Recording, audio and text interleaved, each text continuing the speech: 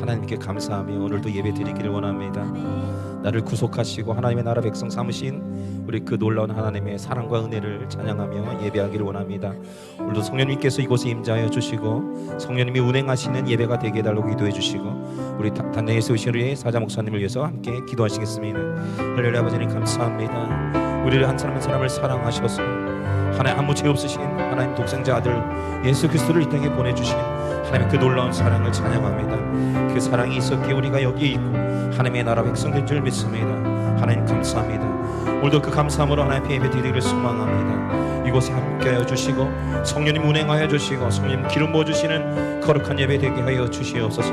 오늘도 단에 세우신 사장 목사님 능력 가운데 붙잡아 주시고서 여기까지 강건함을 더해 주시며 선포하시는 말씀을 통하여 그 말씀이 우리에게 새 생명을 주시는 귀한 말씀 되게 하시고 회복과 치유의 역사가 있는 귀한 말씀이 될 수 있도록 하나님께서 인도하여 주시옵소서. 하나님 마지막 시간까지 하나님께서 친히 인도하여 주시옵소서. 예수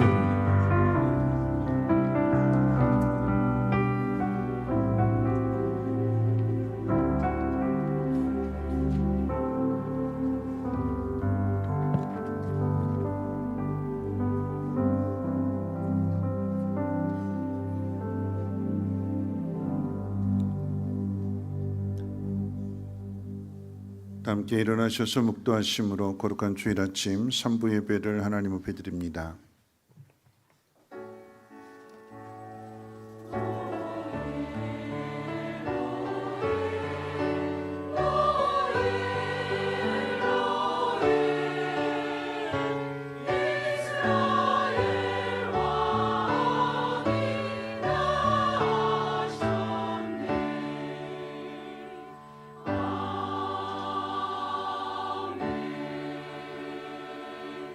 요셉을 양떼같이 인도하시는 이스라엘의 목자여 귀를 기울이소서.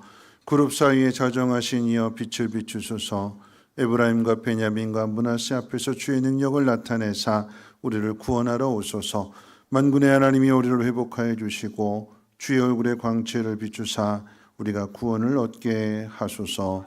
아멘. 거룩하신 하나님, 우리의 목자 되심으로 인하여 우리가 하나님을 찬양하며 경배합니다.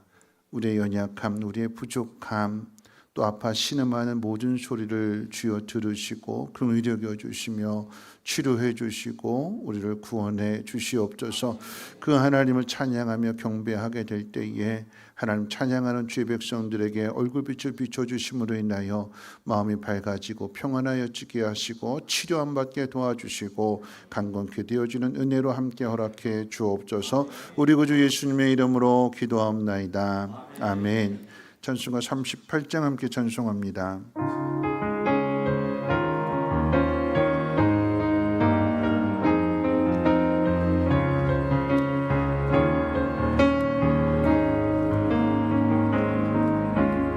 예수 우리 왕이여 이곳에 오셔서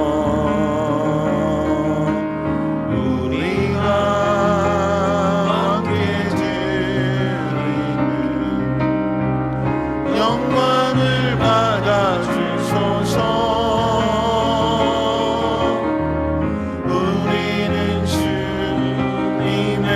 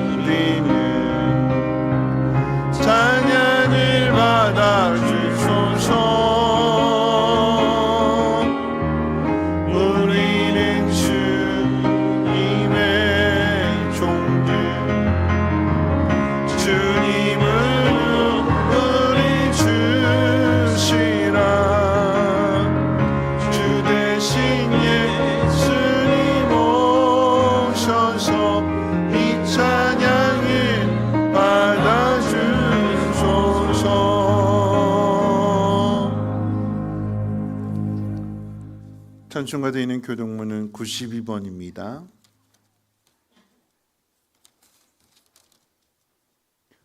92번 함께 교독합니다. 때가 이름에 예수께서 사도들과 함께 앉으사 이르시되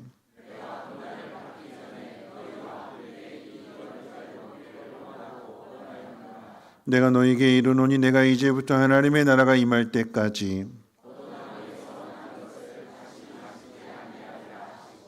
또 떡을 가져 감사 기도하시고 떼어 그들에게 주시며 이르시되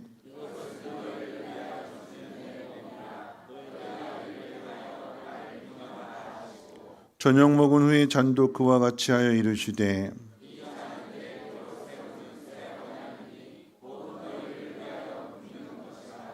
아멘. 사도신경으로 신앙 고백합니다. 전능하사 천지를 만드신 하나님 아버지를 내가 믿사오며 그 외아들 우리 주 예수 그리스도를 믿사오니 이는 성령으로 잉태하사 동정녀 마리아에게 나시고 본디오 빌라도에게 고난을 받으사 십자가에 못 박혀 죽으시고 장사한 지 사흘 만에 죽은 자 가운데서 다시 살아나시며 하늘에 오르사 전능하신 하나님 우편에 앉아 계시다가 저리로서 산 자와 죽은 자를 심판하러 오시리라. 성령을 믿사오며 거룩한 공회와 성도가 서로 교통하는 것과 죄를 사하여 주시는 것과 몸이 다시 사는 것과 영원히 사는 것을 믿사옵나이다. 아멘.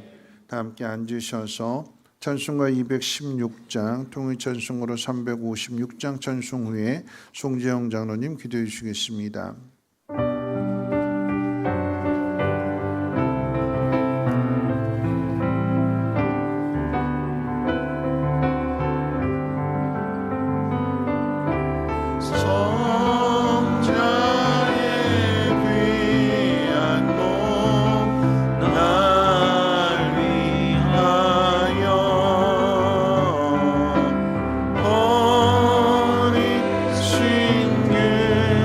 사랑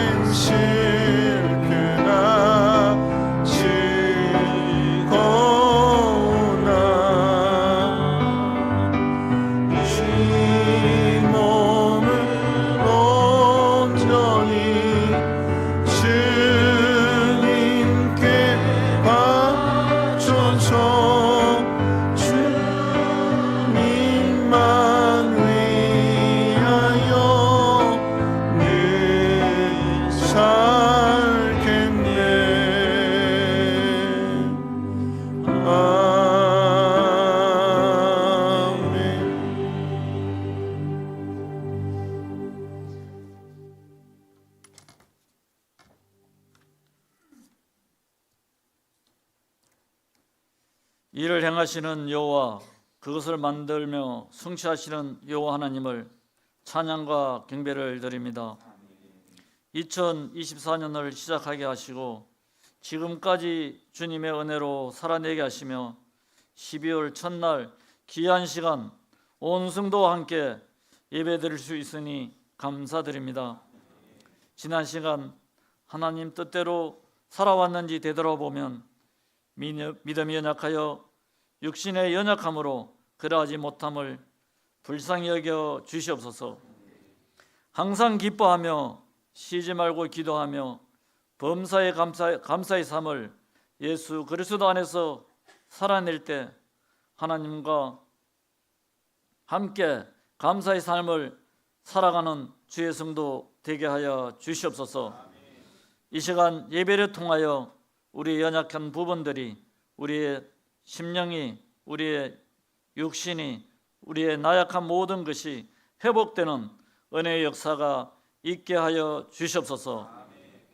이 나라의 민족 대한민국을 지키시고 인도하신 여호와 하나님 아버지 감사합니다. 대통령으로부터 모든 유정자, 공직자들이 정직하게 신실하게 귀한 사명 감당하게 하여 주시옵소서. 정치가 혼란한 가운데 정치가 안정되게 하시며 경제가 어려운 가운데 정말 우리들이 살아내기 너무나 힘든 상황입니다. 경제도 회복되게 하여 주셔서 사회 정치 문화가 모두 안정되어 이 나라가 온전히 바로 서 나갈 수 있는 대한민국 될 수 있도록 인도하여 주시옵소서. 일요일 안에요 우리 온 주의 성도들이 깨어 기도하며 국민으로서 온전히 나아갈 수 있는 저희들 되게 하여 주시옵소서. 국내 선교주에도 주님 축복하여 주시옵소서. 그곳에도 주님의 은혜와 사랑이 넘쳐나게 하여 주시옵시며 어려운 환경 여건 가운데 있는 귀한 선교주에도 주님의 놀라운 역사가 있게 하여 주시옵소서. 아직까지 전쟁으로 어려움당하는 지구촌 나라들 위에도 주님 함께하여 주옵시고 주님의 빈곤과 또 기후변화로 인하여 어려움을 겪는 많은 나라들이 있습니다. 많은 사람들이 있습니다. 주님 그곳에도 주의 놀라운 은혜의 손길이 닿을 수 있도록 인도하여 주시옵소서. 성민교회를 지금까지 지키시고 또 2024년도도 함께 하신 하나님 아버지, 마지막 때 귀한 제단이 주의 뜻을 세워가며 많은 영혼들을 살려 제자 삼아 나갈 수 있는 축복의 제단 되게 하여 주시옵소서. 각 목장을 지켜주시고 목장 식구들을 지켜주시며 정말 목장에서부터 주의 사랑을 우리가 교제하며 나누며 회복의 은혜가 있게 하여 주시옵소서. 우리 모든 어른 세대부터 우리 다음 세대들이 더욱더 믿음 안에서 주의 뜻대로 살아내며 서로 격려하며 위로하며 이끌어주며 또 따라갈 수 있는 모든 세대들이 될 수 있도록 인도하여 주시옵소서. 귀한 시간 또 성찬식을 통하여 우리의 심령이 회복되고 은혜가 회복되고 믿음이 회복되는 놀라운 역사가 있게 하여 주시옵소서. 또 우리 많은 또 한우들이 있습니다. 우리 한우들 병원에서 가정에서 고통당하는 주의 성도들 주님 일일이 찾아가 위로하시고 안수 안찰하셔서 치료의 역사가 은혜의 역사가 있게 하여 주시옵소서. 또 경제적으로 어려움을 당하고 또 믿음이 나약한 주의 성도들 하나님 위로하여 주시옵시고 주의 은혜로 말미암아 회복되는 역사가 있게 하여 주시옵소서. 귀한 시간 목사님 다니셔서오니 주여 성령을 함께해 주옵시고 늘 귀한 제단을 위하여 기도하며 믿음으로 이끌어 나기에 부족함이 없는 신실한 목사님으로 인도하여 주시옵소서. 오늘 또 준비된 말씀 강단에 여실 때 주여 성령 충만케 하여 주시옵시고 온 주의 성도들 그 말씀을 통하여 하나님의 귀한 말씀을 받아 정말 우리가 이 땅을 살아나갈 때 주님 영광 돌리며 그 말씀대로 회복의 삶을 위로의 삶을 은혜의 삶을 살아내기에 부족함이 없도록 인도하여 주시옵소서. 찬양대의 찬양을 받으시옵고 우리 귀한 대원들에게도 늘 힘주시고 능력 주시고 은혜 주시고 성대를 지켜주셔서 늘 찬양에게 부족함이 없도록 인도하여 주시옵소서. 모든 예배원 봉사인들이 함께 하셔서 믿음으로 하나님 영광을 위하여 예배를 위하여 온전히 성결하기에 부족함이 없도록 함께하여 주시옵소서. 오늘 또 남은 시간 가운데 주님의 은혜를 함께해 주실 줄 믿사오며 예수님 이름으로 기도드립니다. 아멘.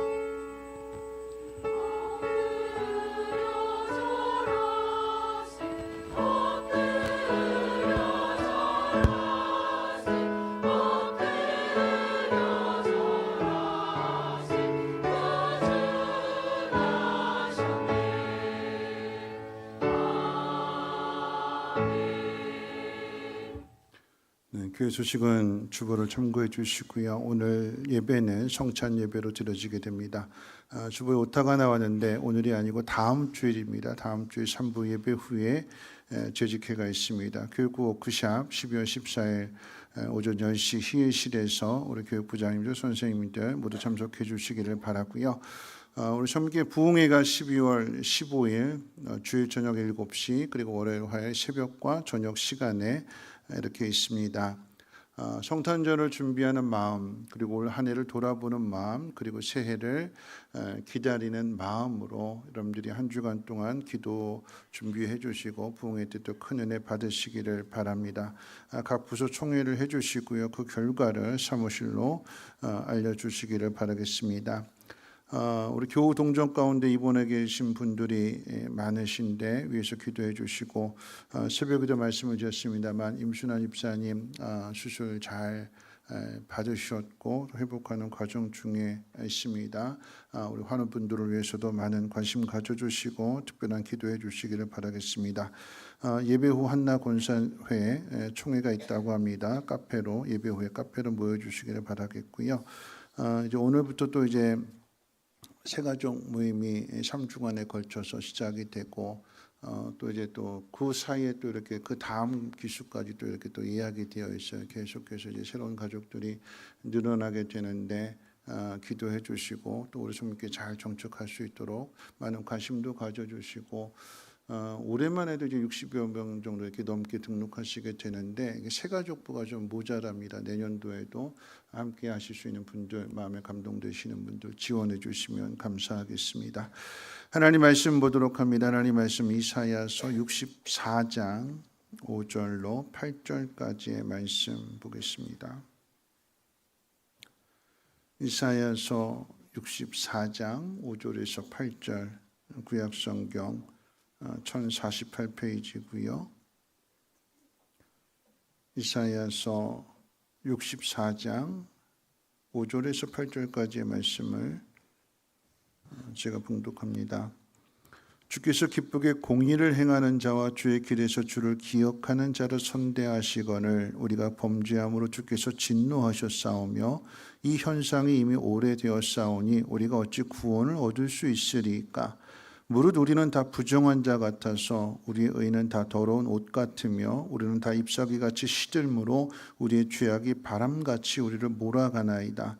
주의 이름을 부르는 자가 없으며 스스로 분발하여 주를 붙잡는 자가 없사오니 이는 주께서 우리에게 얼굴을 숨기시며 우리의 죄악으로 말미암아 우리가 소멸되게 하셨음이니이다. 그러나 여호와여 이제 주는 우리 아버지시니이다. 우리는 진흙이요 주는 토기장이시니 우리는 다 주의 손으로 지으신 것이니이다. 아멘. 임마누엘 찬양대 찬양 있겠습니다.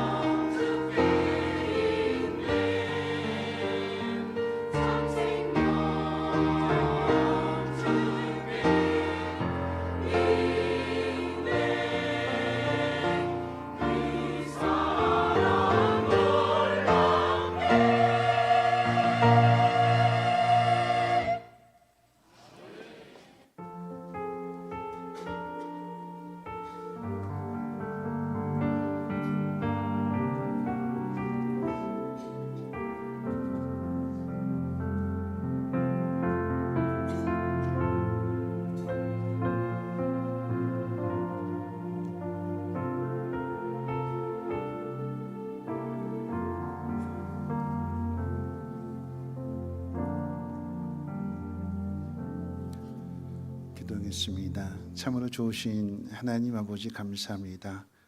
우리를 이처럼 사랑하셔서 오늘 우리를 이 자리로 불러주셨습니다.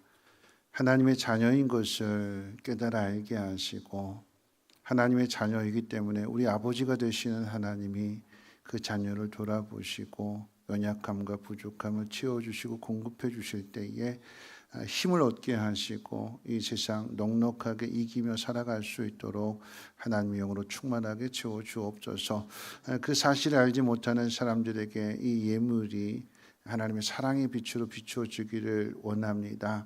하나님, 저들의 위로를 얻고 또 따뜻한 마음을 얻고 그래서 이 모든 것이 하나님의 은혜인 것을 저들도 알고 그 하나님께로 돌이킬 수 있도록 하나님이 인도해 주옵소서. 하나님, 오늘도 하나님 말씀을 듣겠습니다. 살아계신 하나님 음성으로 들려지게 하시고 어떻게 행해야 할지 깨닫게 해주심으로 그 뜻대로 행하는 그 믿음 가운데 놀라운 능력으로 함께 하시사 그 증거들 나타나게 하시고 간증하게 하시고 감시하는 복된 심령들 되게 하옵소서. 우리 구주 예수님의 이름으로 기도합니다. 아멘. 네, 한 주일 동안도 편안하게 잘 지내셨는지요? 네, 눈이 많이 왔는데 여러분 잘 지내셨나요? 네, 오늘 이 자리에 오신 분들은 또 하나님의 은혜 가운데 잘 오셨지만 또 그렇지 못하신 분들은 넘어져서 병원에 계시는 분들도 있고 또 어려움을 겪으시는 분들도 있지요. 어려움 때문에 우리는 더 겸손해지는 것 같고요. 그리고 또 그 어려움 때문에 또 그래도 세상이 참 따뜻하구나 하는 그러니까 힘든 일을 당하지만 그 속에 위로도 있고 기쁨이 있습니다. 여러분 새벽에도 말씀을 드렸고 금요일에도 말씀을 드렸습니다만 폭설이 온 그날 우리 김장했잖아요, 그렇죠? 폭설이 온 날 김장을 하게 됐는데 오늘 김장 얘기를 하려고 하는 것이 아니라 이제 금요일 날 이제 우리 교회 한 집사님이 이제 넘어지셔서 이제 갈비뼈를 다치셨는데 공장에 신방을 갔다가 이제 안 계셔서 이제 집으로 가게 됐어요. 이제 가게 됐는데 이제 권사님도 우리 김장하는 날 이렇게 교회 김장 도와주겠다고 교회를 오셨는데 이 길이 너무나 미끄럽고 그러다 보니까 주차할 데가 없어서 교회 주변을 몇 바퀴를 도는데 길이 미끄러워 가지고 이 차가 멈춰섰대요.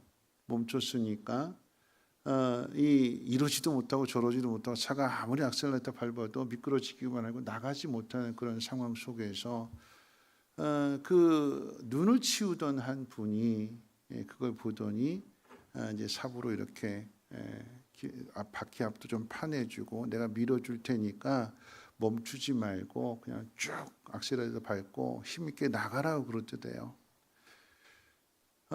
그래서 이제 악셀레터를 밟고 가는데 꽝? 악셀레이터를 밟고 가는데 악셀레이터가 빨리 지나가기 위해서 힘을 실다 보니까 이제 빨리 가야 되는 거잖아요. 그러다 보니까 어떡해요? 속도가 빨라지게 되면 미끄러질 수 있고 그러니까 무서워서 어떡할까요? 브레이크를 밟은 거예요. 브레이크를 밟으니까 어떡해요? 멈추면서 또 다시 이제 미끄러지는 현상이 또 반복이 되는 거죠. 그러니까 이제 열심히 밀어줬던 분이 브레이크 밟지 말라고 그랬잖아요. 다시 해드릴 테니까 또 거기 또 땅 파내고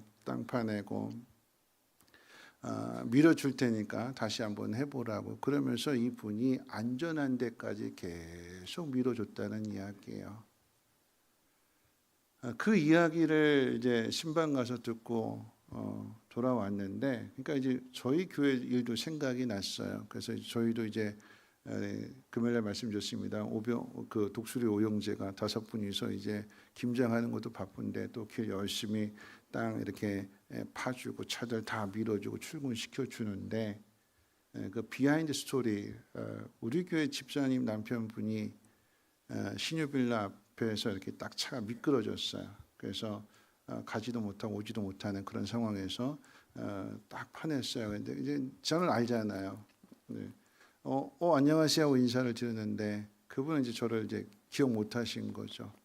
그리고 그냥 누군가 인사하나 보다 하고는 이제 차를 이제 열심히 땅 파주고 밀어주고 해서 이제 출발을 이제 하게 되는데 가다가 또 이게 차가 또 이제 또 미끄러진 거야. 또 이제 딱 하면서 그래서 김학부 장로님한테 장로님 이분 누구 남편이세요? 하고 인사했더니 그분이 깜짝 놀라시더라고요. 어떻게 알지? 그냥 인사만 했었는데 내가 누군지도 알고 있네. 그리고 이제 금요일 날 예배 끝나고 나서 이제 그 집사님한테 이제 내가 차 밀어드렸는데 그랬더니 그분 하시는 이야기가 집사님 하시는 얘기가 와서 자기 입으로 먼저 이야기들 그분 입으로 먼저 이야기들 뭐냐면 누가 나를 알아. 나를 아는데 차를 이렇게 밀어줬는데 그런데 누구냐고 그러니까 이제 집사님이 아마 목사님이겠지 그랬더니 몰라 누군지 모르겠는데 등치가 크고 키가 이렇게 크고 그분이 이렇게 도와줬다고 그러면서 교회 가거든 그분한테 고맙다고 인사 전해달라고 그러시더래요. 힘든 일이 있었지만 좋은 일도 있는 거죠. 그 힘든 일들 속에서 단지 우리 교회 이야기가 아니라 교회 안 다니시는 분들도 어떻게 해요? 누군가 어려움 당하게 되니까 함께 도와주고 힘을 합해주고 그래서 그 어려움을 극복해 나가는 것. 어려운 일들이 있지만 그 속에 따뜻한 사랑도 있고 위로도 있고 함께하는 은혜가 있을 줄로 믿습니다. 오늘 그런 의미에서 우리 옆에 분하고 함께 인사 나누실 때 하나님은 당신을 사랑하십니다. 당신은 하나님의 기쁨입니다 하고 인사해 볼까요? 네. 하나님 당신을 사랑하십니다. 네, 한 번 더 인사할게요. 어려운 일이 있지만 그 다음은 더 좋은 일이 있습니다 하고 인사해 볼까요?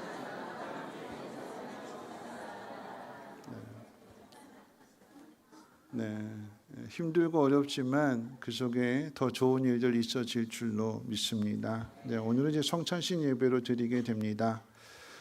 우리 교회는 1년에 2번 성찬 예배를 드리게 됐지요. 고난주간, 4월달 고난주간에 한 번, 그리고 이제 대림절을 기다리면서 12월 첫 주에 성찬식을 하게 됩니다. 이렇게 2번 드리거든요. 오늘 이제 본문의 말씀은 구약의 이사야서의 말씀입니다. 이사야 선지자는 예수님이 오시기 전 700여 년 전의 선지자입니다. 이사야 선지자가 살던 그 시대가 어떤 시대였는지는 그 이사야라고 하는 그 이름이 가진 뜻을 통해서 좀 추측할 수가 있습니다. 이사야라고 하는 그 이름의 뜻은 여호와는 구원이시다라고 하는 뜻을 가지고 있어요. 하나님이 우리를 구원해 주신다라고 하는 그 뜻을 가진 그 이름의 뜻을 가진 선지자를 보내신 것은 하나님 우리의 구원 되신다는 사실을 깨닫고 하나님의 뜻을 따라서 살라라고 하는 의미일 것입니다. 참고로 이사야서는 66장까지 있는데 이사야서가 66장까지 있다는 것은 이사야 선지자의 말이 많다는 것이나 오늘날로 이야기하면 설교가 길다라고 하는 의미가 아니라 그만큼 이스라엘의 죄가 많다는 이야기입니다. 이사야서의 말씀이 66장까지 이어질 정도로 하나님의 말씀을 많이 가르쳐 주셨는데 역사적으로 본다면 이스라엘은 끝내 망하고 말지요. 죄가 그렇게나 무섭다는 의미이기도 합니다. 여러분 죄는요 끝을 봐야 돼요. 죄의 끝이 뭘까요? 죄의 싹은 사망이라고 그랬잖아요. 죄는 우리를 망하게 합니다. 여러분 우리는 죄를 짓는 가운데 스스로 깨닫고 스스로 뉘우치고 돌이키는 사람이 없어요. 죄는 눈두덩이처럼 계속해서 불어나는 거예요. 죄의 싹씨, 죄의 씨가 우리 마음 가운데 심겨지게 되면 이 속에서 계속해서 자라나서 마침내 그 작은 죄가 큰 죄가 되고 더 큰 죄가 되고 더 큰 죄가 되어서 결과적으로 망하게 되는 것이고 결과적으로는 죽음에 이른다라고 하는 것입니다. 여러분 이 죄가 얼마나 무서운지 이스라엘 백성을 집어삼켰습니다.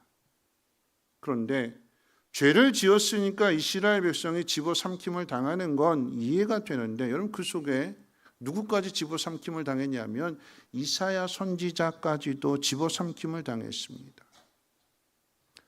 하나님이 보내신 하나님의 선지자로서 하나님의 뜻을 그렇게나 가르쳐 주었음에도 불구하고 이스라엘 백성이 변하지 않았고 돌이키지 않았고 망했습니다.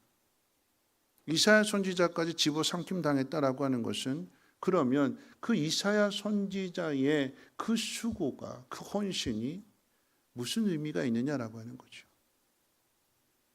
이사야 선지자는 40년 동안 사역을 했습니다. 여러분 40년이라고 한다면 젊은 사람이 직장에 취업을 해서 은퇴할 때까지 대략 그 정도 되는 거잖아요. 40년. 젊음을 바쳐서 평생 일했는데 그런데 그 결과는 이스라엘의 망함입니다. 그러면 그렇게 평생을 바쳐서 수고한 그 모든 수고가 무슨 소용이 있냐고, 무슨 의미가 있냐고 회의론에 빠질 수도 있는 모습입니다. 여러분, 우리 시대의 모습을 한번 비춰봅니다. 우리 시대는 잘 살고 있을까요? 말 잘 듣고 있을까요? 가정을 이야기한다면 여러분, 가정 안에는 자녀들이 부모의 말에 잘 순종하고 그 권위에 복종할까요?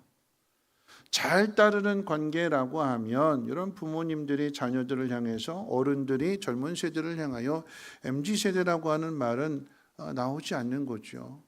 근데 그런 말이 나오잖아요. 또 반대로 젊은 세대가 어른 세대를 향해서 뭐라고 이야기해요? 꼰대라고 부르잖아요. 그렇죠? 잘 듣고 좋은 관계라고 하면 이런 말들이 안 나오게 될 터인데 이 안에 갈등이 있고 생각이 다르고 삶의 방식이 다르고 세대 차이가 나는 것, 그래서 각자의 생각을 고집하게 되니까 이런 말들이 나오게 되는 것입니다. 그러면 여러분, 학교는 다를까요? 여러분, 학교에서 학생과 교사의 관계가 좋은 관계일까요? 여러분, 좋은 관계라고 한다면 여러분, 그 좋은 직업 놔두고 왜 이직하는 사람들이 많을까요? 옛날에 교대는 참 경쟁률이 높았어요. 선생님 되는 게 참 힘든 과정이었습니다. 그런데 지금 경쟁률도 약해졌고 그렇게 임용고시 봐서 선생님이 됐는데, 그런데도 불구하고 힘들어서 못하겠다, 난 다른 직업 갖겠다, 이직하시는 분들이 많아요. 학교에서도 가르침이 제대로 이어지지 않습니다. 그럼 교회는 다를까요? 그러면 여러분, 며칠 전에 뉴스에 분당에 있는 한 교회에서 100여 명의 신도들이 이야기하는데 100여 명의 신도들이 집단 난투극을 벌였대요. 그래서 경찰들이 총출동했대요. 이유를 들어보니까 사이만 목사가 자신을 따르는 사람들과 그 교회에서 예배를 드리려고 했고, 이것을 반대하는 사람들이 반대하는 과정 속에서 물리적인 충돌이 이루어지게 되는 거고, 그러면서 이제 집단 난투극까지 벌였다라고 하는 거죠. 그래서 경찰들이 출동을 했대요. 교회가 세상을 가르쳐주고 교회가 세상을 이해시켜야 되는데, 교회에서 일어나는 일들이 때로는 세상의 상식으로 이해되지 않는 일들이 참 많이 일어나고 있어요. 가슴 아픈 이야기고 우리 스스로 성찰해야 된다라고 하는 의미가 됩니다. 여러분, 사이 맺는데 왜 그 교회에서 또 예배를 드리려고 할까요? 이해가 되지 않는 거잖아요. 또 한편으로는 그래서 물리적인 충돌까지 일어나서 경찰이 출동해서 겨우 진정된다라고 하는 것은, 여러분, 그 속에 서로 양보하고 배려하고 희생하는 그런 마음이 예수를 믿고 하나님 믿는 사람들 사이에도 그런 마음이 전혀 없다는 이야기입니다. 그래서 경찰들이 출동해야 진정이 된다라고 하면 그런 교회가, 그런 기독교가 어떻게 세상을 가르치고 빛을 비춰주고 올바른 길로 인도할 수 있을까요? 싸우는 사람들에게 이사야 선지자처럼 66장의 긴 설교를 한다면 그 잘못된 것이 바로 잡힐까요? 바로 잡지 않으면 망하게 되는 것인데, 여러분, 이걸 어떻게 해야 되는 걸까요? 오늘 본문은 이사야 선지자의 기도입니다. 말해도 듣지 않는 시대의 아픔 속에서 이사야 선지자는 기도를 통해서 무엇을 가르치려고 했는지 이 성찬식 관계로 인해서 짧게 두 가지를 한번 생각해 보려고 합니다. 첫 번째, 오늘 본문의 이 기도 내용 가운데 첫 번째 기억해야 될 것은 이스라엘 선지자 입술로 우리는 죄인입니다라고 고백하고 있다는 사실입니다. 우리는 하나님 앞에 범죄하여 진노를 받아 마땅한 백성들입니다. 이렇게 고백하고 있어요. 객관적으로 볼 때 이사야 선지자가 하나님과 이스라엘 백성들 그 사이에 중재자로, 중보자로서, 사명자로서 객관적으로 보게 될 때에 참 이스라엘 백성들 못됐다. 가제는 개편이라고 이사야 선지자도 충분히 이스라엘 백성 편들어 줄 수 있어요. 하나님 왜 이렇게 화내십니까? 하나님 심판하지 말아주세요. 용서해 주세요. 한 번만 눈 감아 주세요. 이렇게 이야기할 수 있는데, 그런데 이스라엘 백성에게 하나님 말씀을 전했는데 듣지 않고 고집부리고 자기 생각대로 하려고 하고 돌이키지 않는, 회개하지 않는 모습을 보게 되니까, 객관적으로 보게 될 때에 그럼 이사야 선지자가 이렇게 이야기를 해요. 오늘 말씀 같이 한번 읽어볼까요? 5절 말씀 함께 읽어봅니다. 5절 시작. 공의를 행하는 자, 주의 길에서 주를 기억하는 자를 선대하시거늘 우리가 범죄함으로 주께서 진노하셨사오며 이 현상이 오래되었사오니 우리가 어찌 구원을 얻을 수 있으리까. 이스라엘은 계속해서 죄를 짓고 있고 하나님은 죄를 미워하시기 때문에 이 죄에 대하여 심판하셔야 되고 진노하시는데, 그러면 어떻게 구원받을 수 있느냐라고 하는 반문입니다. 이스라엘 백성이 죄를 뉘우치고 회개하고 돌이켜야 하나님이 이들을 긍휼히 여겨주시고 용서해 주셔서 구원이 임하는 것인 줄 알았는데, 지금 이스라엘 백성들이 돌이키기는커녕 계속해서 자기 길을 가겠다고 그 길을 걸어가게 되니까 우상 숭배하고 하나님 말씀을 거역하고 하나님을 찾지 않고 그런 삶을 사니까 이런 백성들에 대하여 하나님이 진노를 내리시는 게 당연하죠. 심판하시는 것이 당연합니다. 그러면 하나님의 구원은 어떻게 됩니까? 하고 물어보는 거예요. 그럼 어떻게 될까요? 구원해야 될까요? 그럼 이스라엘 백성들의 상태가 어떤 상태인지 그 다음 구절이 가르쳐 주는데 우리 6절도 같이 한번 읽어봅니다. 6절 말씀 함께 읽겠습니다. 시작. 무릇 우리는 다 부정한 자 같아서 우리의 의는 다 더러운 옷 같으며 우리는 다 잎사귀 같이 시들므로 우리의 죄악이 바람같이 우리를 몰아가나이다. 두 가지 비유를 하는데, 여러분 우리는 다 부정한 자 같아서 우리의 의는 다 더러운 옷입니다. 이게요. 나는 다릅니다. 나는 저 사람과 같지 않습니다. 나는 깨끗합니다. 난 죄 없습니다. 나 잘못한 거 없습니다. 그렇게 이야기를 하는데 실상은 어때요?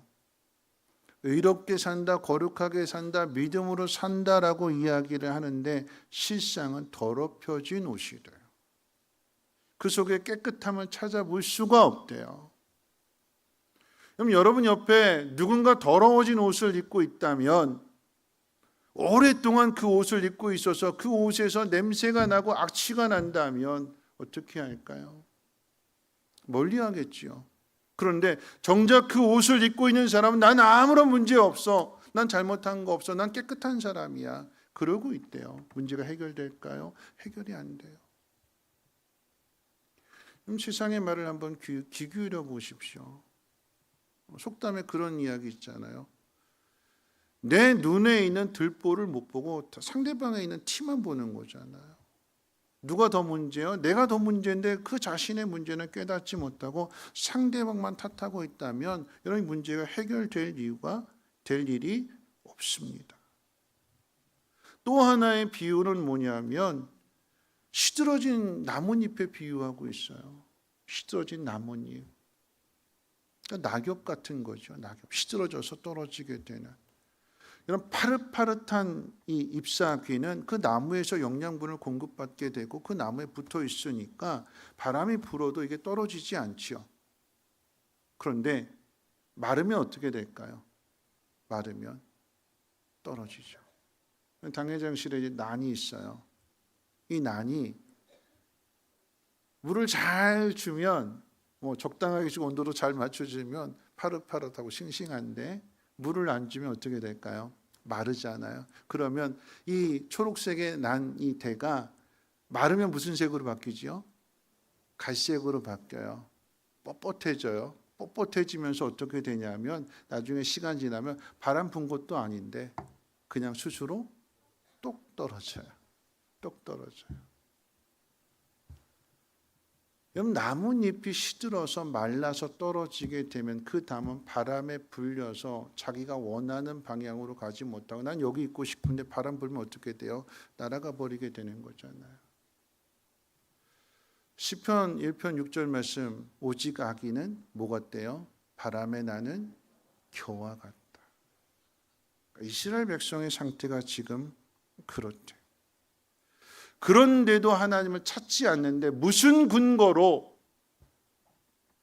구원을 받습니까? 죄가 이렇게 많은데 하나님을 찾지 않고 깨닫지 못하고 돌이키지 않는데 무슨 근거로 우리가 구원을 받을 수 있겠습니까? 무슨 근거로 하나님 우리를 구원해 주시렵니까? 이게 이사야 선지자의 첫 번째 기도 내용이에요. 자, 두 번째는 뭐냐면 그러나 8절 말씀 보니까 그러나라고 하는 뜻은 다른 표현으로 얘기하면 그럼에도 불구하고 뭐라고 이야기하냐면 우리는 주님이 지으셨습니다. 우리는 하나님의 손으로 지음을 받은 하나님 백성이고 하나님의 자녀입니다. 근거가 어디에 있대요? 하나님과의 관계에 있대요. 우리 8절 말씀 같이 한번 읽어볼까요? 8절 말씀 함께 읽겠습니다. 시작. 그러나 여호와여 이제 주는 우리 아버지시니이다. 우리는 진흙이요 주는 토기장이시니 우리는 다 주의 손으로 지으신 것이니이다. 우리의 죄악 가운데도 하나님이 우리를 구원해 주시는 근거는 하나님과 우리의 관계 때문입니다. 그 관계를 아버지와 아들의 비유로 하고 있고 토기장이와 진흙의 비유로 설명하고 있습니다. 토기장이가 진흙을 빚어서 그릇을 만듭니다. 그런데 그 그릇의 가치는 토기장이가 유명한 만큼의 그 그릇이 가치를 가져요. 예를 들어서 제가 이제 도자기 공장에 가서 도자기 체험한다고 일일 체험 그런 거 있잖아요. 가가지고 이제 진흙을 쪼물락쪼물락 해가지고 이제 그릇을 만들어냈어요. 뭐 모양은 갖춰졌어요. 삐뚤빼뚤하긴 하지만 그거를 판다 그러면 제가 만든 그 그릇을 판다 그러면 거기 진열해 놓는다면 누가 사갈까요? 우리 집사람이요. 그렇죠. 그 관계가 있으니까. 그렇죠. 제가 만들어 놓은 거 누군가에게 팔려고 한다면 사갈 사람이 없을 것 같아요. 그러니까 어떻게 내가 가져오는 거잖아요. 그렇죠? 집에 가지고 와서 뭐 물을 마시든 뭐 반찬 그릇으로 하든 내가 만들었으니까 그 가치를 갖는 거죠. 그런데 내가 만들지 않고 도자기 장인이 이 진흙 가지고 쪼물락쪼물락 해가지고 만들어냈어요. 금방 뚝딱뚝딱 해가지고 만들어냈어요.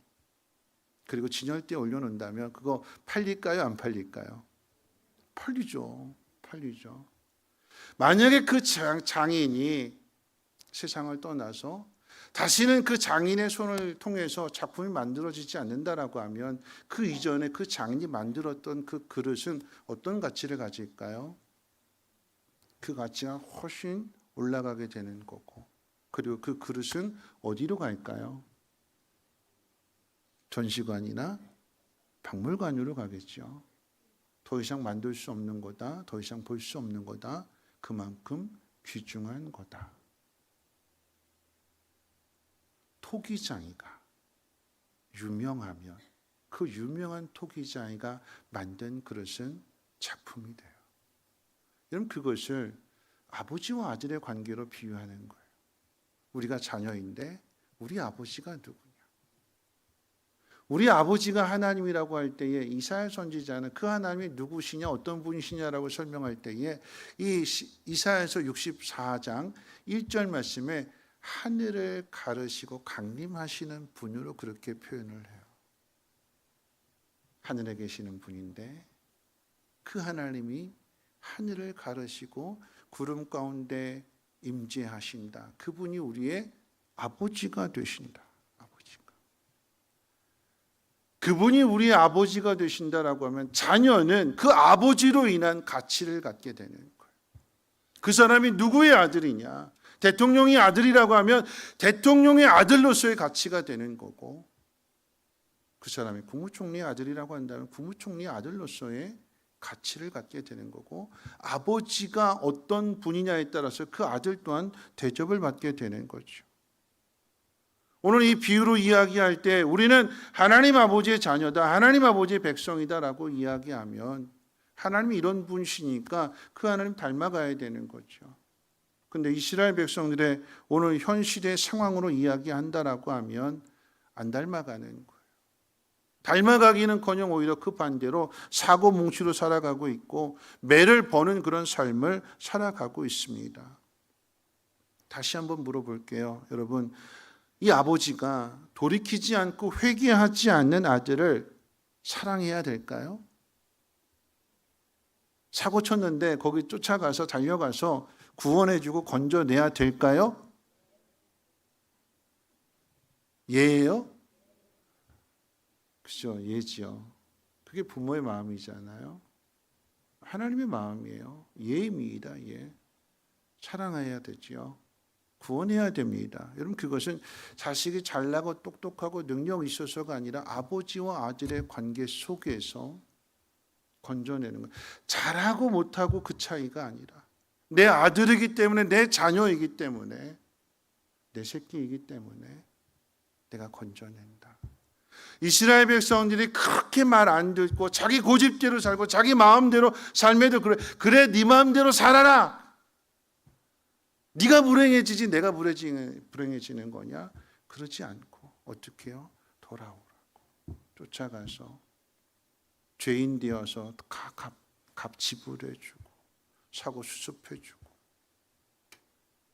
그렇게 데리고 와서는 이 아버지가 아들한테 뭐라고 얘기할까요? 집에 데리고 와서 내가 너 때문에 돈이 얼마나 들어갔는데 막 그럴까요?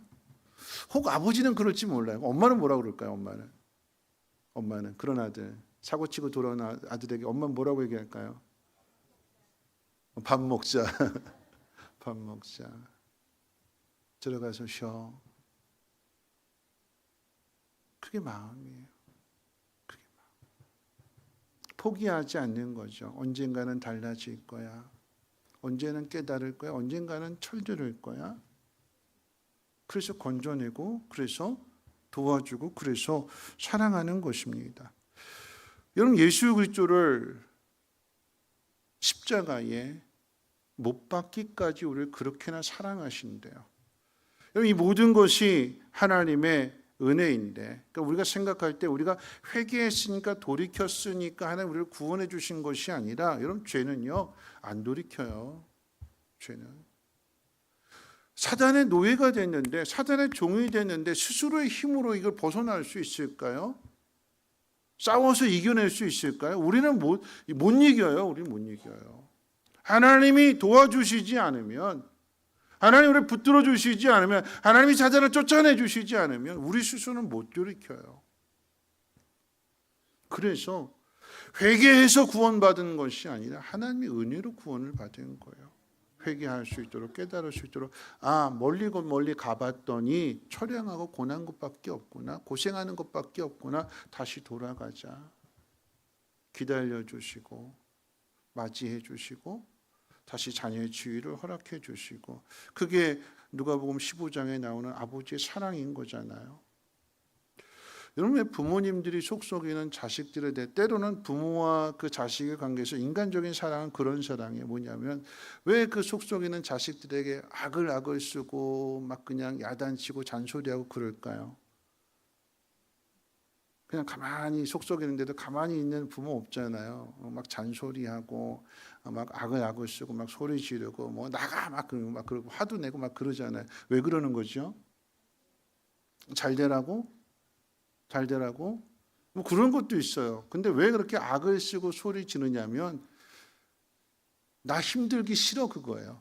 너 사고 치면 내가 수습해야 되고 내가 더 힘들어지니까 그러지 마라 그러면서 막 악쓰는 거잖아요. 그래서 옛날 부모님들 사고 잘 치는 그런 아가씨 같은 경우 그런 경우가 많아요. 자꾸 뭐 이렇게 막 바깥에 나가려고 그러면 하도 말해도 안 들으면 어떻게 될까? 이 아버지가 이 딸을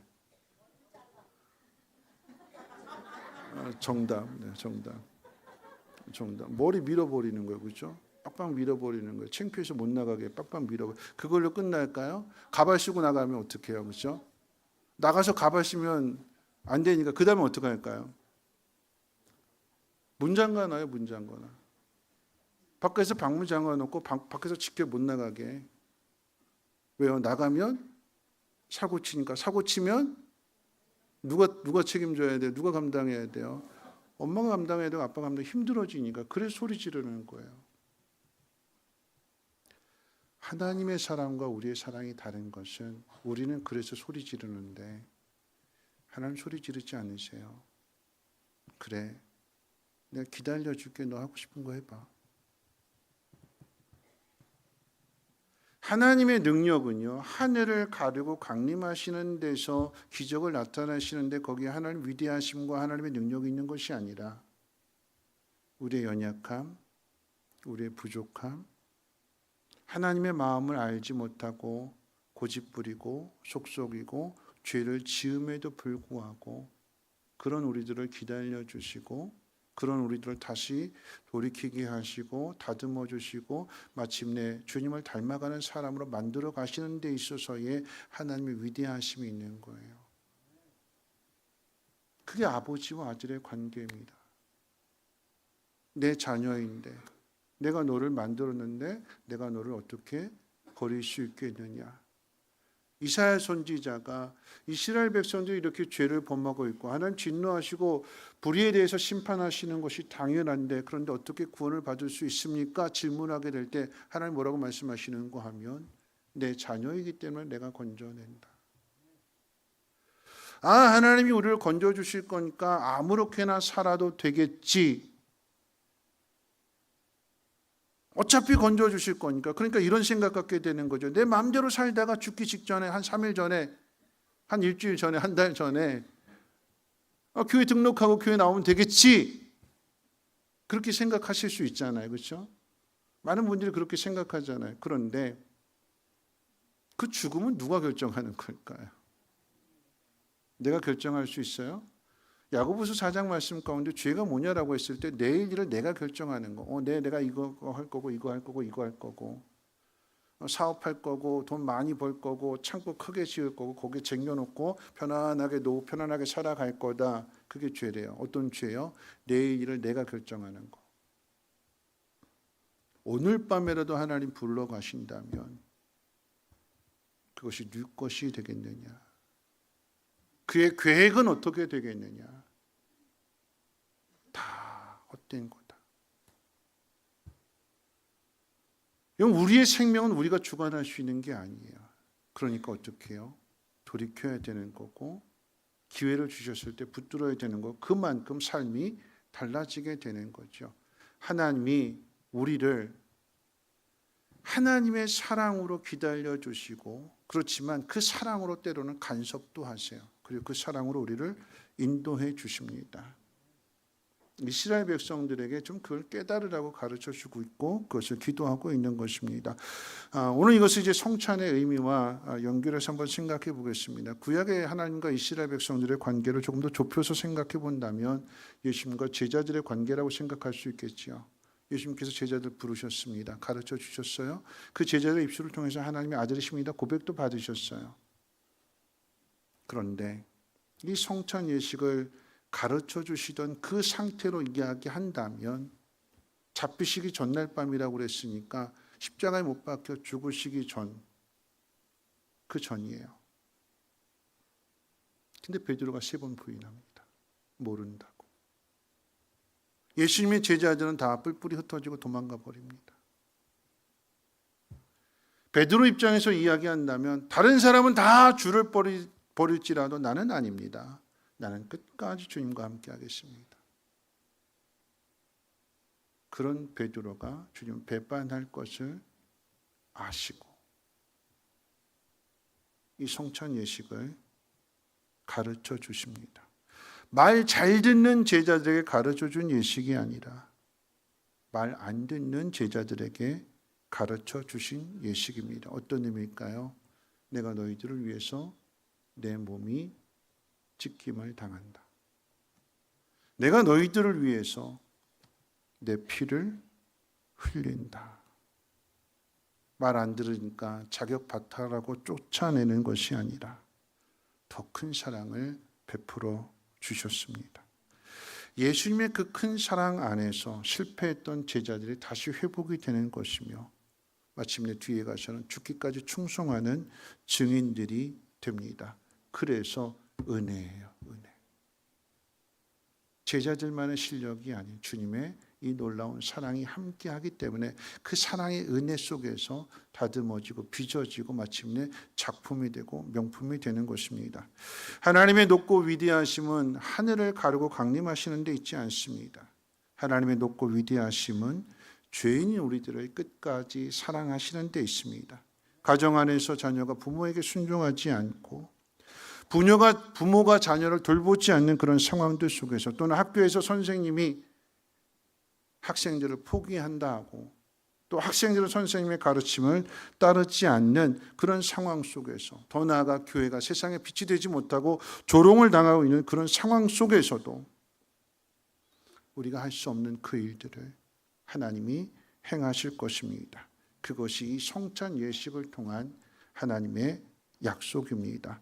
오늘 이 성찬을 참여하시는 저와 여러분들은 세 가지를 기억했으면 좋겠습니다. 첫째는 우리의 과거를 돌아봐야 돼요. 우리는 다 죄인이었고 자격이 없었는데 하나님 우리를 포기하지 아니하시고 우리를 사랑하사 우리를 다시금 하나님의 자녀로 불러주시고 죄악 가운데 구원해 주셨다. 두 번째는 미래를 살펴야 되는 거죠. 이 성찬 예식의 의미는 뭐냐면 다시 오실 때까지 기념하고 기억하라고 그랬어요. 다시 말하면 주님 다시 오신다라고 하는 거죠. 초소를 예비해서 나 있는 곳에 너희들 있게 하겠다. 그 약속 지키시기 위해서 다시 오신대요. 그 약속을 바라보면서 주님 약속은 성취될 거다. 십자가에 죽으시고 부활하신다고 하신 그 말씀 그대로 성취되었던 것처럼 그 말씀을 근거로 우리에게 주신 이 약속은 이 하나님 말씀은 반드시 성취된다. 이 예식을 통해서 그것을 다시 한번 생각하는 거예요. 마지막 세 번째 점검해야 될 것은 우리의 현재 상태입니다. 여러분 이 성찬은요. 예수님께서 받아 먹으라 그러셨어요. 빵을 떼어주시면서 받아 먹으라. 이것은 내 몸이다. 잔을 나눠주시면서 이것은 내 피다. 이거 마셔라. 이것을 먹고 마심으로 인해서 주님과 한 몸이 된다. 이 성찬의 의미는 하나가 되는 거, 하나가 된다라고 하는 것은 다시 말하면 가족이 된다는 이야기예요. 우리 자신의 현재를 살펴야 되는데 하나가 되고 있는가? 하나님과 우리 사이의 관계가 하나가 되고 있는가? 그리고 하나님 우리와 이웃들과의 관계가 하나가 되고 있는가? 가정 안에서, 목장 안에서, 교회 안에서 또는 사람들과의 관계 속에서 하나됨을 이루고 있는가? 그 자신을 살피라라고 하는 것입니다. 오늘 만약에 이 성찬 예식을 대하게 될 때 우리 자신 안에 하나가 되지 못한 모습이 있다면 이 성찬을 대하면서 용서를 구해야 되는 거예요. 떡이 오기 전에 하나님 내가 이렇게 살았습니다. 나를 용서해 주시고 다시 새롭게 주옵소서 하는 기도하는 마음으로 떡을 받으시고 또한 잔을 받으셔야 될 줄로 압니다. 오늘 이 성찬 예식에 대해서 고린도전서 11장 말씀 가운데 보면 이게 문제가 됐어요. 뭐냐면 이 고린도 교회가 성찬 예식을 행하게 될 때에 부유한 사람들이 마음껏 배부르게 다 먹어버려서 가난한 사람들이 일 마치고 늦게 돌아왔더니 먹을 게 없어요. 차별인 거죠. 끼리끼리가 되는 것이고 부유한 사람들은 집에 먹을 것이 많은데도 여기 와가지고 다 먹어버리고, 일찍 왔으니까 포도주도 다 마셔버려서 취할 정도로. 거룩한 예식인데 이 예식을 지키는 사람들의 그 마음은, 그 믿음은 거룩하지 않다라고 하는 것입니다. 그래서 오늘 예수님께서 가르쳐 주신 이 예식에 대하여 바울이 고린도 교회 상황을 통해서 뭐라고 이야기했냐면, 살펴봐라. 이 떡을 먹고 이 잔을 마시는 자들마다 돌아가서 어려운 사람들이 있는지 없는지 살펴보고 그들에게 하나님의 마음을, 우리가 받은 그 사랑을 나눠줘라. 그 마음으로 참여하는 것입니다. 다시 한번 우리의 마음을, 의지를 다지면서 그래 한번 말씀대로 한번 살아보자. 하나님의 사랑을 전해보자. 그러므로 여러분의 심령에도 유익을 얻지만 여러분을 통해서 여러분의 주변의 많은 사람들에게도 기쁨을 주고 행복을 줄 수 있는 저와 여러분들 되시기를 주님의 이름으로 축원을 드립니다. 기도합니다. 좋으신 하나님 감사합니다. 오늘 이 성찬 예식에 참여함으로 하나님의 사랑을, 그리고 주님의 사랑을 깨닫기를 원합니다. 다시 한번 새롭게 변화되어지게 도와주시고 도전하며 하나님의 뜻대로 살아갈 수 있는 믿음과 용기와 결단을 허락해 주옵소서. 우리 구주 예수님의 이름으로 기도합나이다. 아멘. 우리 찬송가 144장 1절과 2절 부르시면서 성찬 예식을 준비하도록 하겠습니다.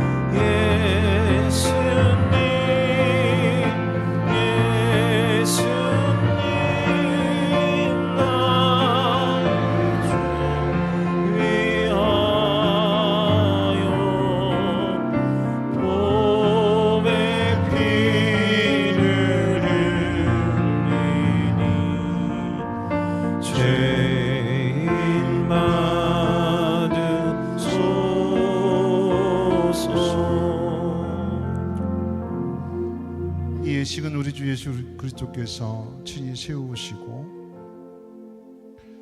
주님이 재림하실 때까지 그의 죽으심을 기억나게 하는 예식입니다.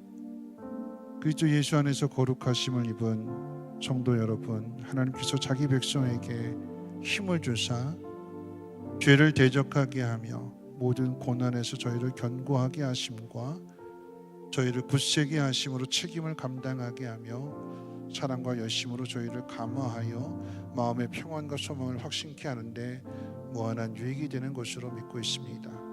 이 예식은 무미교인들만 이 떡과 잔을 받을 것이요, 무미교인이라 할지라도 당신의 가책을 느끼는 분이 있다면 스스로 삼가하는 줄로 압니다.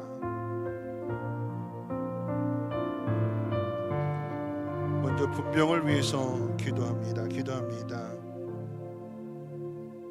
이것은 너희를 위하는 내 몸이니 이것을 행하여 나를 기념하라고 하신 주님, 이제 우리가 주님의 뜻을 받들어 이 거룩한 성찬 예식에 참여하고자 합니다. 우리에게 긍휼을 베풀어 주셔서 떡을 나눌 때에 주님의 몸을 대함과 같이 신령한 은혜가 넘쳐나게 하시고 참여하는 모든 분들에게 생명의 능력을 확신케 하는 거룩한 떡이 되게 하옵소서. 우리 구주 예수님의 이름으로 기도합니다. 아멘. 분명하도록 하겠습니다.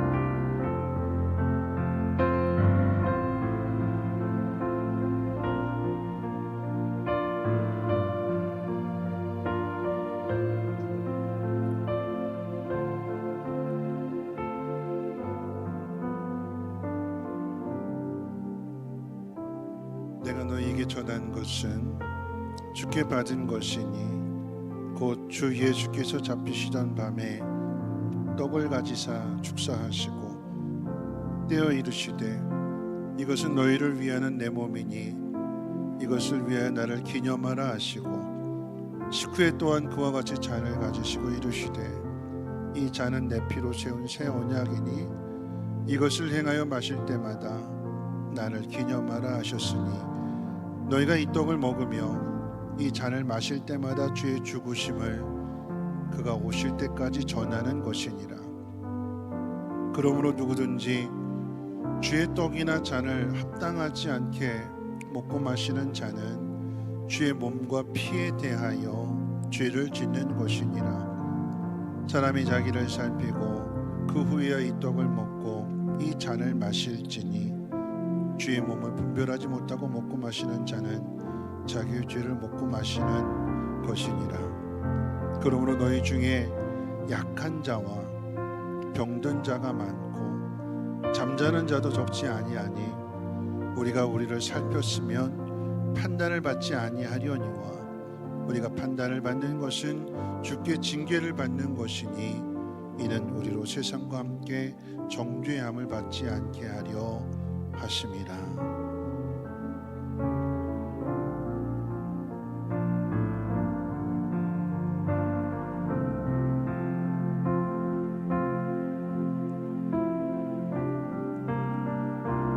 세례 받으셨는데 떡을 받지 못하신 분이 계시다면 손을 들어서 표시해 주십시오.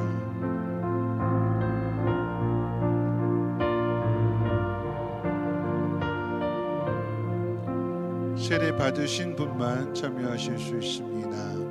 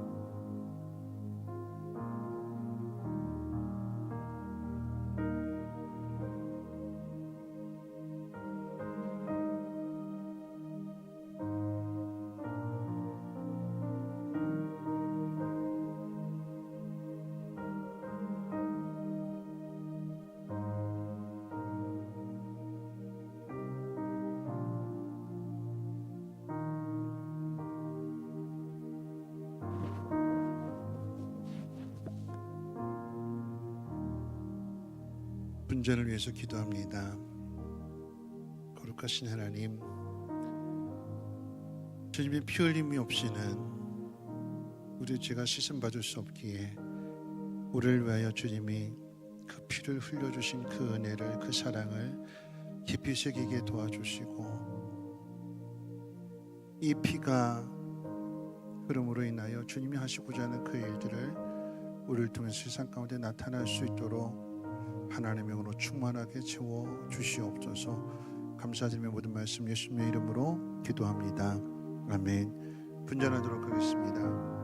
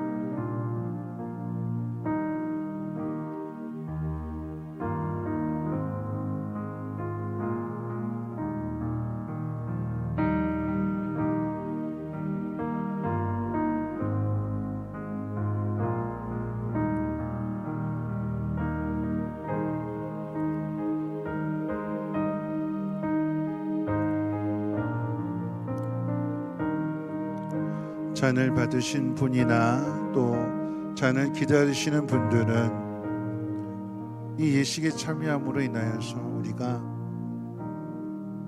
이웃들을 더 돌아보고 하나님의 사랑을 전해주고 하나가 될 수 있는, 그러니까 하나가 된다는 의미는 더 많이 희생하고 더 많이 낮아지고 더 많이 사랑하고 더 많이 책임진다는 의미가 되는 거죠.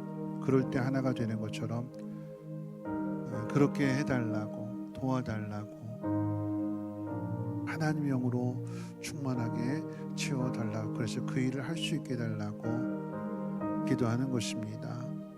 하나가 되지 못한 사람들 떠올려 보시고, 나 그러지 못했으니까 안 할 거야가 아니라 이 예식을 하는 의미는 그런 사람이 되라고, 이 예식을 하는 것이니까 용서해 주시고 새롭게 해달라고 하는 의미로 여러분이 꼭 기도를 하십시오.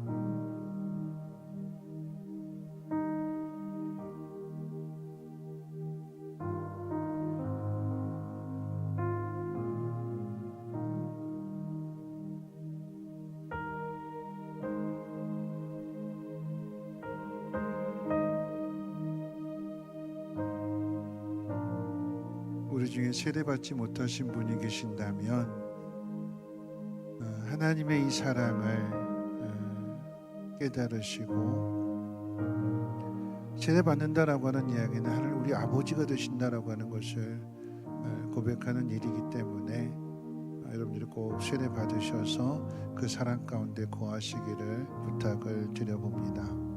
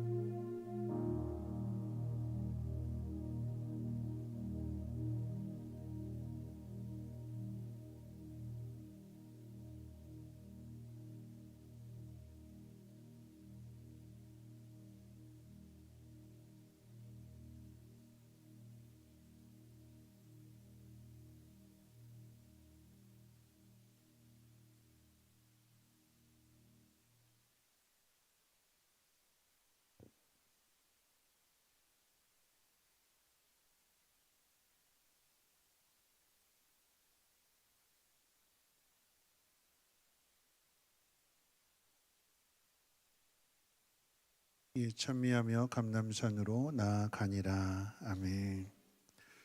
144장 3절과 4절 드립니다.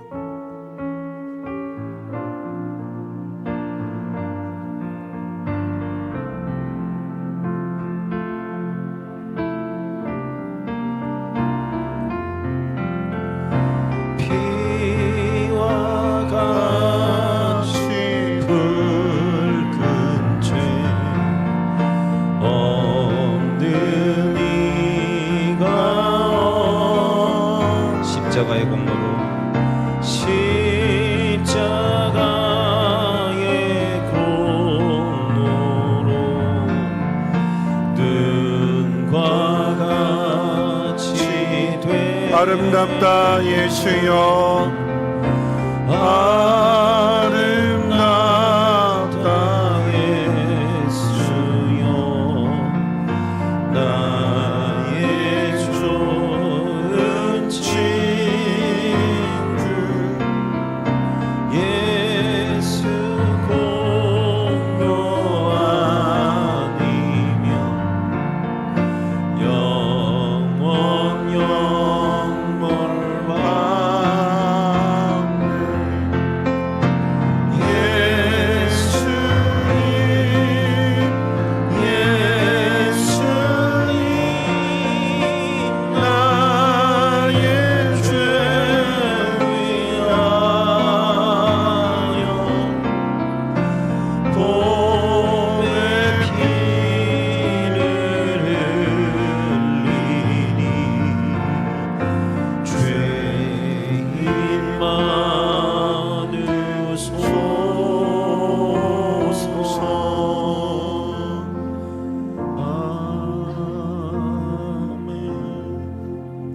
함께 일어나셔서 우리 주께 가오니 함께 찬송하고 잠깐 기도하고 축도로 마치겠습니다.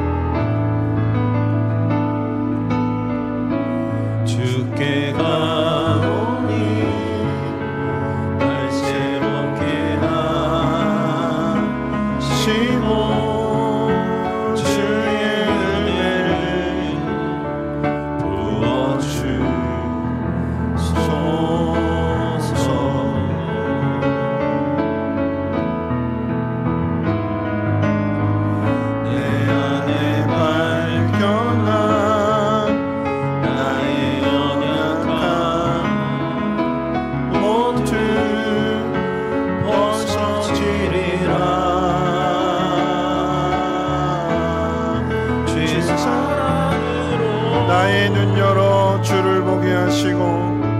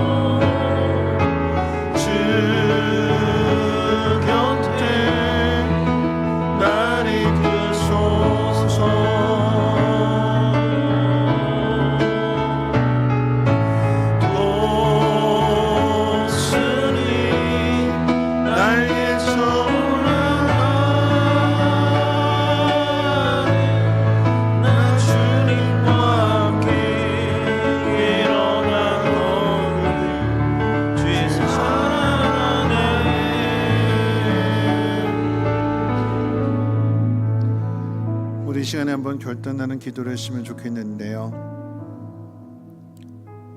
날개를 다쳐서 곤두박질 치는 독수리가 아니라 힘차게 날개짓을 하며 창공을 나르는 독수리가 될 수 있도록 하나님 새 힘을 허락하여 주시고, 하나님 주시는 그 힘을 가지고 이웃들을 돌아보고 더 사랑하며 섬기는 사람이 되겠습니다. 여러분의 주어진 모든 삶의 환경들 속에서 그런 사람이 되겠노라고 하나님 앞에 고백하시고 도움을 구하는 기도를 잠깐 드리도록 하겠습니다. 함께 기도합니다. 사랑 많으신 하나님, 오늘 이 성찬 예식을 통하여 우리가 이렇게 무너져 있을 사람이 아니라 다시 일어나야 될 사람인 것을, 약속의 성취를 향하여 나가야 되는 사람인 것을 깨우쳐 주심을 감사합니다. 우리가 할 수 없다고 포기했던 것들 다시 한번 힘을 낼 수 있도록 능력으로 함께하여 주시고 새 힘을 더하여 주옵소서. 우리의 힘이 아닌 하나님이 공급해 주시는 힘으로 이해해주고 사랑해주고 품어주고 도와주고 섬겨줄 수 있는 우리의 믿음이 되게 도와주시옵소서. 하나님, 그런 사람이 되라고 이 예식을 통해 우리에게 가르쳐 주셨사오니 하나님, 주님의 보시기에 합당한 사람 되게 하시고 하나님 앞에 기쁨 되게 하시고 선한 길을 걸어가며 선한 일들을 행하게 될 때에 나로 인하여 주변에 많은 사람들이 행복함을 얻게 해주시고 성민교회를 통하여 많은 사람들이 더 행복해질 수 있도록 역사해 주시옵소서. 이제 평안한 마음으로 세상에 돌아가십시오. 선한 일에 용기를 가지시며 악을 악으로 갚지 마십시오. 항상 연약한 자를 도우시며 병든 자를 찾아보시며 곤란당하는 이웃을 위로하십시오. 모든 사람을 존경하시며 주님께 봉사하고 주님을 사랑하십시오. 모든 일을 믿음과 사랑으로 행하시며 어떤 일에도 소망을 포기하지 마십시오. 그리고 거룩하신 성령께 순종하여 기쁨과 감사의 생활을 해나가십시오. 하나님 아버지는 여러분을 항상 도와주실 것입니다. 아멘. 이제는 우리 주 예수 그리스도의 무한하신 은혜와 하나님의 그 크신 사랑하심과 성령님의 감화 감동 충만 보호 역사하심이 우리는 하나님의 자녀인 것을 깨닫고 그렇게 살아가기로 다짐하고 결단하는 사랑하는 주의 백성들 머리머리 위에와 가정과 하는 모든 일들과 특별히 자녀들 위해 성민교회 쉼터 유치원 이 나라의 민족과 북한 땅과 전 세계 위에 이제로부터 영원토록 항상 함께 있을지어다. 아멘.